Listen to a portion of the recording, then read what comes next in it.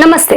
आज हम बात करने वाले हैं एक ऐसी खबर की जिसका असर सीधा आपकी जेब पर पड़ने वाला है। जी हाँ, भारतीय रिजर्व बैंक ने अपनी मौद्रिक नीति की समीक्षा कर ली है और इस बार का फैसला आपके लिए राहत भरा हो सकता है। आरबीआई ने आज अपनी प्रमुख नीतिगत दर, जिसे हम रेपो रेट कहते हैं, उसे 5.5% पर बरकरार रखा है।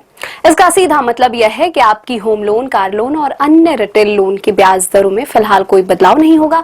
यह खबर उन सभी लोगों के लिए अच्छी है जो लोन लेने या चुकाने की सोच रहे हैं।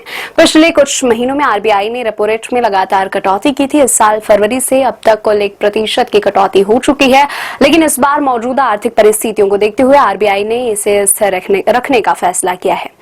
आरबीआई ने सिर्फ रेपो रेट ही स्थिर नहीं रखा, बल्कि और भी कई बड़े फैसले लिए हैं। आइए एक नजर डालते हैं मौद्रिक नीति के खास बातों पर। रेपो रेट 5.5% पर बरकरार, सबसे बड़ा फैसला जिससे आपकी लोन या ईएमआई पर कोई असर नहीं होगा।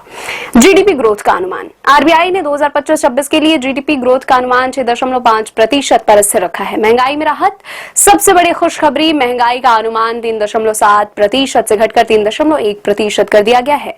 बैंकिंग सिस्टम में नकदी यानी लिक्विडिटी बेहतर बनी हुई है। बैंक लॉकर के नियम, आरबीआई बैंक लॉकर में रखी वस्तुओं के क्लेम सेटलमेंट को भी मानकीकृत करेगा, जिससे ग्राहकों को और ज्यादा सुरक्षा मिलेगी।